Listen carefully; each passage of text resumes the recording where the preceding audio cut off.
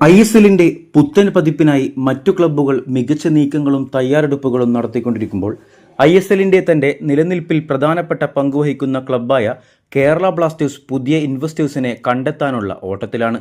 നിലവിൽ തീരുമാനങ്ങളൊന്നും ആകാത്തതുകൊണ്ട് തന്നെ താരങ്ങളും പരിശീലകരും ക്ലബ്ബ് വിട്ട് പോയിക്കൊണ്ടിരിക്കുകയാണ്. നിലവിൽ 6ഓളം താരങ്ങൾ ക്ലബ്ബ് വിട്ടപ്പോൾ ആഷ്ലി വെസ്റ്റ്വുഡിന്റെ ഇന്ത്യൻ സഹപരിശീലകനായിരുന്ന ചെൽസ്റ്റൺ പിൻഡോ FC ഗോവയിലേക്ക് സഹപരിശീലകനായി കൂടുമാറിയിരിക്കുകയാണ്.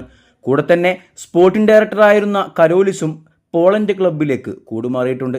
ഇനി ടീം വിട്ട 6 താരങ്ങളെ നോക്കുകയാണെങ്കിൽ ദാനിഷ് ഈസ്റ്റ് ബംഗാളിലേക്കും, ഫ്രാഞ്ചു FC ഗോവയിലേക്കും, കെവിൻ യൂറോപ്യൻ ക്ലബിലേക്കും, സഹീഫ് ചെന്നൈയിലേക്കും, നിഹാലും സച്ചിനും ഒഡീഷ FCയിലേക്കും കളം മാറിയിട്ടുണ്ട്.